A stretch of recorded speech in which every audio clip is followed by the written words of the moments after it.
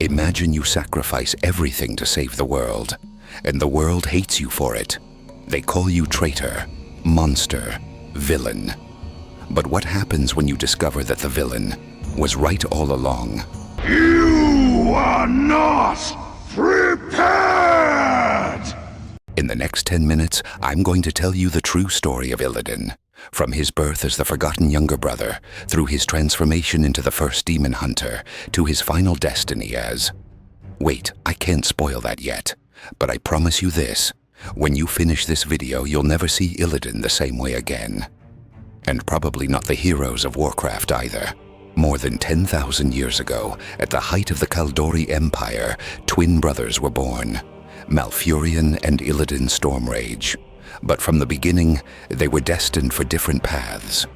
Malfurion was the favorite, the golden child, naturally connected to nature and the spirits.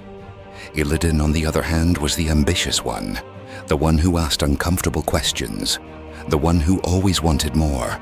And then there was Tyrande Whisperwind, the most powerful priestess of Elune. Both brothers loved her. But here's the detail many forget. Tyrande loved Illidan too. Yes, you heard that right. It wasn't unrequited love. Tyrande felt something for Illidan, but she chose Malfurion because he represented everything expected of her. The safe path, the good brother. When the time came to choose a path, Malfurion became a druid under the tutelage of the demigod Cenarius. Illidan chose arcane magic, studying directly from the Well of Eternity, the greatest source of power on Azeroth. Was it ambition? Yes. Was it ego? Also. But there was something more. Illidan saw what others didn't want to see. While Malfurion spoke of balance and harmony, Illidan studied the well obsessively, because something inside told him that this power wasn't just for creating, but for protecting. And very soon he would be right, because the Burning Legion was about to arrive. Queen Ashara, corrupted by power, opened a portal for the Burning Legion. Demons flooded Azeroth. The world was on the brink of annihilation. The Stormrage brothers fought side by side, but while Malfurion sought to close the portal, Illidan saw a different opportunity. Here comes the part everyone remembers wrong. Yes, Illidan met with Sargeras, the leader of the Legion. Yes, Sargeras offered him immense power. And yes, Illidan accepted. But listen to this. Illidan accepted the power to infiltrate, to learn the Legion's secrets. He was a spy. The problem is nobody believed him, not even Tyrande. And when you use demonic power to fight demons, where's the line? When do you become what you're fighting? The war ended. The Well of Eternity was destroyed, taking the Legion back to the twisting nether. The elves celebrated. But Illidan did something no one expected. In secret, he had filled 7 vials with water from the well, and after the battle, he climbed to the peak of Mount Hyjal and emptied them, creating a new Well of Eternity. Without magic, our civilization will die. We'll need power to defend ourselves when the Legion returns, because they always return. Illidan wasn't crazy. He was being pragmatic. But for the Night Elves, he had just resurrected the very source of power that almost destroyed the world. Malfurion, his own brother, judged him. Tyrande, the woman he loved, turned her back on him. And so, Illidan Stormrage was condemned to prison for 10,000 years. Locked in an underground cell under the watchful eye of Mayav Shadowsong, alone, in darkness, for 10 millennia. Think about it. 10,000 years.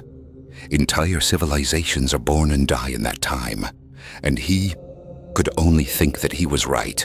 And then, 10,000 years later, the Legion returned, just as Illidan predicted. Archimonde marched on Mount Hyjal. The elves were desperate. And guess who they freed? Yes, Illidan. Because when everything goes to hell, you call the guy who's willing to get his hands dirty. Tyrande gave him a mission, to fight back the Burning Legion. But to defeat her demons, Illidan needed more power. So he did the unthinkable. He consumed the skull of Gul'dan, absorbing pure demonic power. His body transformed, wings, horns, Hooves. He became the thing he hated most, to save the people who had abandoned him. After the war, Illidan fled to Outland, a shattered world floating in the void. There, he built an army, not to conquer Azeroth, but to hunt the Legion on their own territory. He created the Demon Hunters, warriors who tore out their eyes to see demonic magic, who consumed demonic power to fight it. Each of them, a reflection of his own sacrifice. While Azeroth called him villain, Illidan waged a secret war against the Legion, destroying portals, assassinating demonic generals, infiltrating Legion worlds. Was it brutal? Absolutely. Did he sacrifice innocent lives? Yes. But every action had a purpose, to weaken the Legion for the final confrontation. But Azeroth didn't see him as a hero. To them, he was a traitor.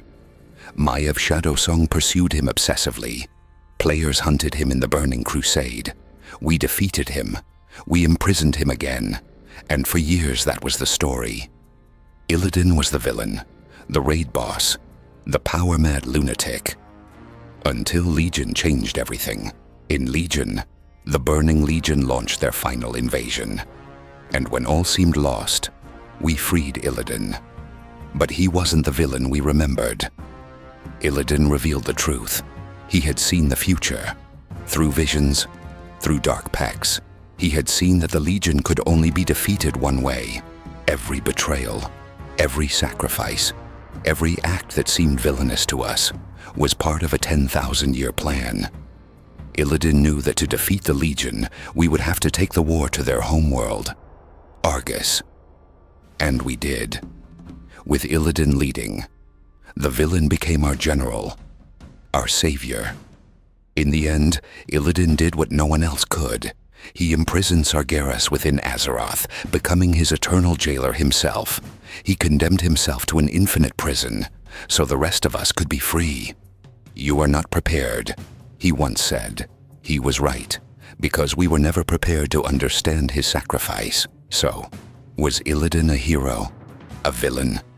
The answer is both, and neither.